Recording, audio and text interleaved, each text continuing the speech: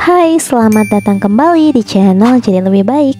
Video kali ini kita akan bahas tentang hukum ketertarikan atau biasa disebut the law of attraction. Dari semua hukum universal, hukum law of attraction ini punya perhatian yang paling besar. Dan mungkin kita semua udah gak asing kan dengan law of attraction ini? Yuk kita bahas lebih dalam tentang hukum ketertarikan atau law of attraction. Prinsip sederhananya, law of attraction ini menunjukkan bahwa suatu hal akan menarik hal yang sama. Kalau kita berpikir negatif, maka hal negatiflah yang muncul ke kehidupan kita. Sebaliknya, kalau kita berpikir positif, maka kita akan menarik hal positif juga, yang nantinya pikiran itu akan mengantarkan kita pada realitas yang lebih positif. Kenapa sih ini terjadi? Sebenarnya konsep law of attraction ini adalah hukum fisika. Semua hal yang ada di dunia ini adalah energi yang punya frekuensi dan vibrasi atau getaran. Begitupun pikiran dan alam semesta. Mereka saling terhubung karena punya frekuensi yang sama. Perhatikan pikiran Anda, itu menjadi kata-kata Anda. Perhatikan kata-kata Anda, itu menjadi tindakan Anda. Perhatikan tindakan Anda, itu menjadi kebiasaan Anda.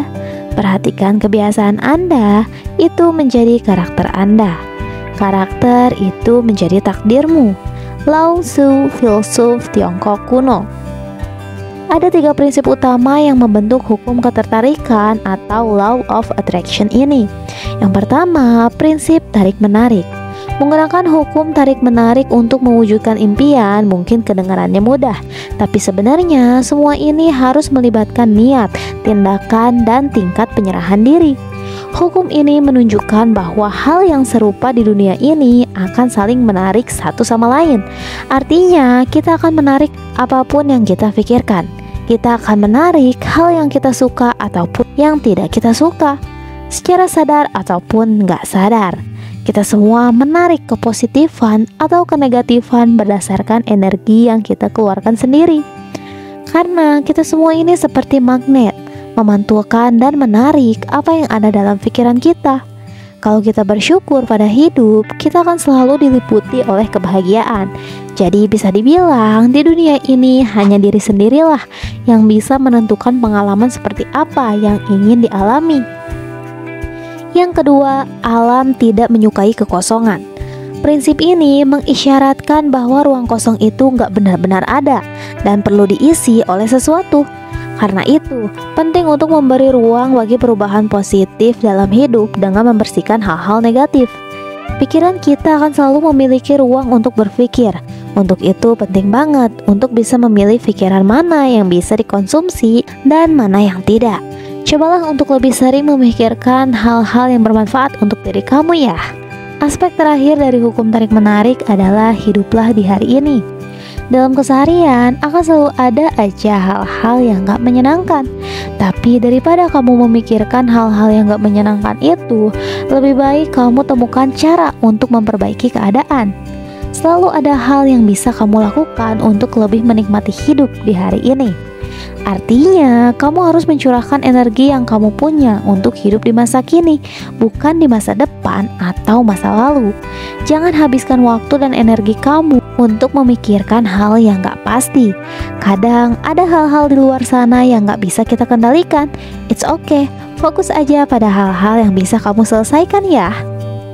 Nah, kita udah paham nih konsep atau prinsip dari law of attraction ini. Terus kira-kira gimana sih cara menerapkan law of attraction ini? Menerapkan law of attraction berarti menyarankan pikiran alam bawah sadar untuk mewujudkan mimpi yang kamu inginkan. Berikut ini beberapa langkah yang bisa kamu lakukan. Yang pertama, memvisualisasikan ide. Coba untuk memvisualisasikan tujuan hidup kamu lewat suatu gambaran. Misalnya menggambar visi dan misi kamu di suatu papan, lalu menaruhnya di tempat yang bisa kamu lihat. Atau kamu juga bisa pasang wallpaper tentang quotes motivasi hidup kamu di HP atau laptop. Karena ini bisa membantu kamu untuk selalu bersemangat setiap saat. Yang kedua, tulis sebuah jurnal. Kalau kamu masuk ke tipe orang yang suka nulis, mungkin kamu bisa coba metode menulis jurnal harian. Kamu bisa tulis secara rutin semua tujuan hidup kamu di suatu catatan. Pastikan yang kamu tulis hal positif ya, karena secara alami kebiasaan itu akan mendorong pikiran kamu untuk berbuat sesuatu sesuai dengan catatan itu. Yang ketiga, berlatih mengucapkan keinginan. Cara lain yang bisa kamu lakukan adalah mengucapkan keinginan kamu dan menjadikan itu kenyataan. Misalnya kamu bermimpi menjadi seorang atlet sepak bola terkenal. Coba ucapin dengan keras dan lantang kalau suatu saat nanti kamu akan bisa seperti Cristiano Ronaldo atau Lionel Messi misalnya. Nah, cara itu bisa mendorong kamu untuk terus berlatih dan belajar menggapai impian kamu. Yang keempat, ingat setiap pelajaran positif. Dengan menerapkan law of attraction ini, kamu harus bisa mengendalikan hal negatif dan harus berusaha petik pelajaran positif dalam setiap situasi. Emang sih, gak setiap keinginan akan selalu terwujud. Kadang kita membutuhkan banyak waktu dan energi untuk menggapainya. Tapi pada intinya, pelajaran hidup bisa menjadi bekal untuk menggapai mimpi kamu. Nah, itulah hal yang bisa kamu lakukan saat menerapkan law of attraction. Hukum law of attraction ini bisa bikin hidup kamu jauh lebih optimis. Tapi pada kenyataannya, banyak orang yang akhirnya merendahkan diri sendiri saat mereka menghadapi kegagalan. Padahal kegagalan dan kesuksesan adalah suatu proses yang harus dilewati. Kita nggak akan mungkin bisa selalu mengendalikan hidup ingin seperti apa. Jadi kita hanya bisa mengontrol respon terhadap hal negatif itu. So, stay positif ya. Semangat terus, semoga video ini bermanfaat. Terima kasih sudah menonton. Kalau kamu suka dengan video ini, jangan lupa klik tombol like dan subscribe channel ini ya, biar kamu gak ketinggalan video serupa untuk bantu kamu ngembangin diri jadi lebih baik. Sampai jumpa di video berikutnya.